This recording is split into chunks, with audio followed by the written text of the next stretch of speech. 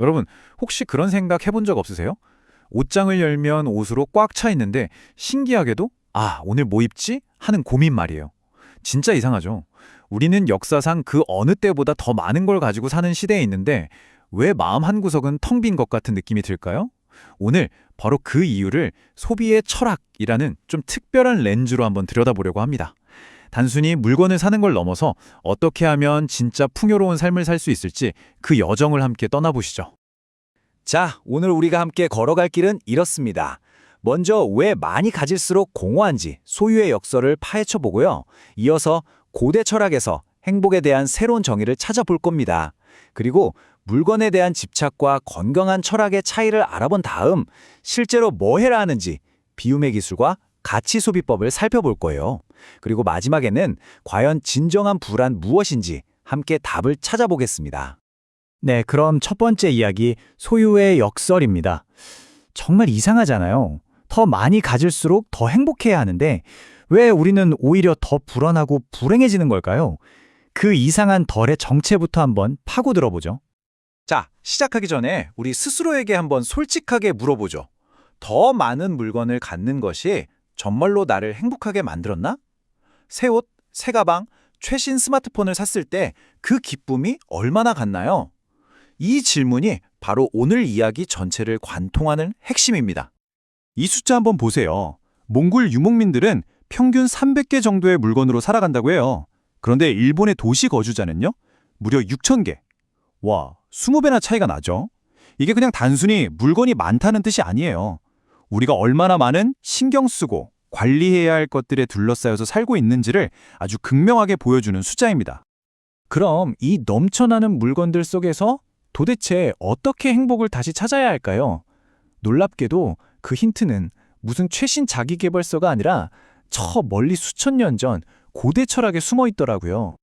사실 어떻게 사는 게 잘 사는 걸까 하는 이 고민은요. 어제 오늘의 이야기가 아닙니다.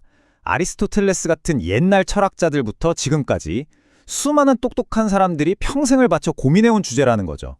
그러니까 지금 우리가 하는 고민이 결코 가볍거나 혼자만의 것이 아니라는 뜻이기도 합니다. 아리스토텔레스가 이런 말을 했어요. 행복은 그 자체가 최종 목적지다. 이게 무슨 말이냐면요.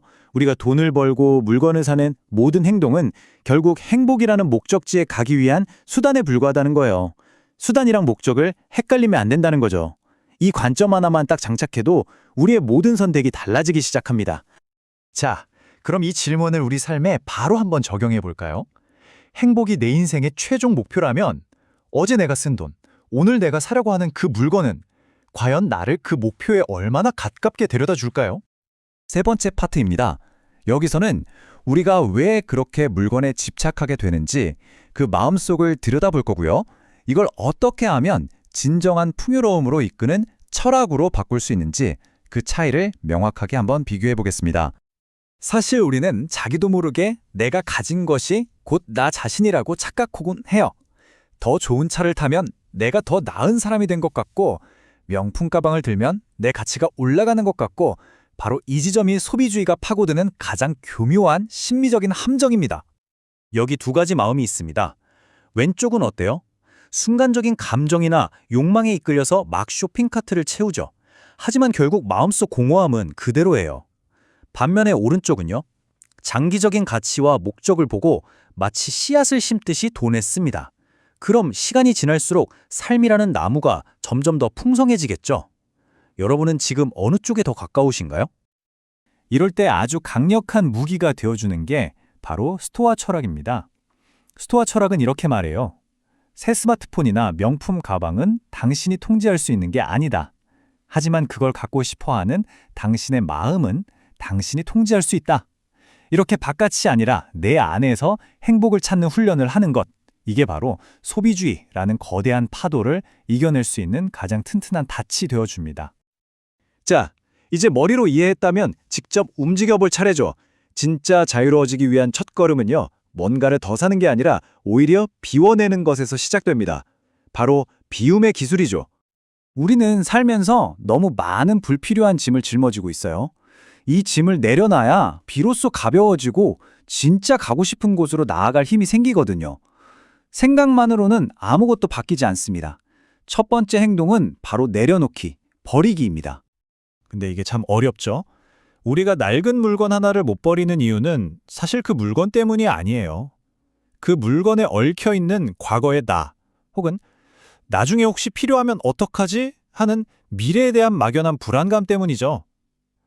이 보이지 않는 쇠사슬을 끊어내는 건 단순히 집을 정리하는 걸 넘어서 내 마음속 과거의 집착으로부터 나를 해방시키는 하나의 의식과도 같습니다. 우리는 보통 멀쩡한 물건을 버리는 걸 낭비라고 생각하잖아요. 근데 여기서 관점을 완전히 뒤집어 봐야 해요.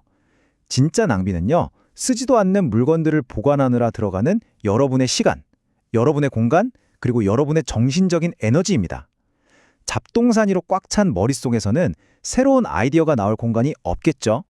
자, 이제 불필요한 것들을 비워내서 공간과 마음의 여유가 좀 생겼습니다. 그럼 이 소중한 공간을 다시 쓰레기로 채우지 않으려면 어떻게 해야 할까요?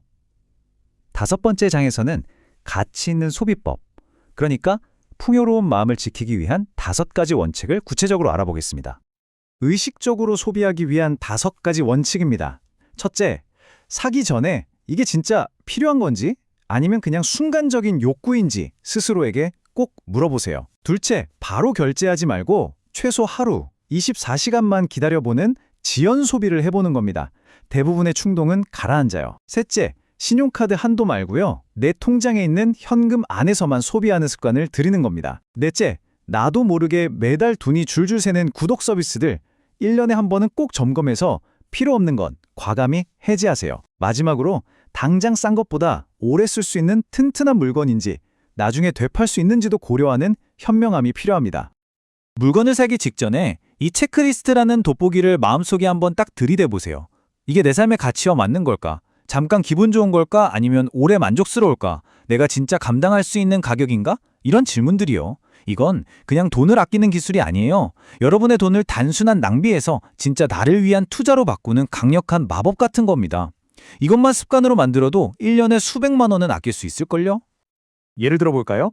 매년 10만 원짜리 싼 코트를 사서 한 해 입고 버리는 것보다 50만 원을 주더라도 제대로 된 코트 하나를 사서 5년, 10년 입는 게 훨씬 경제적이고 만족도도 높습니다.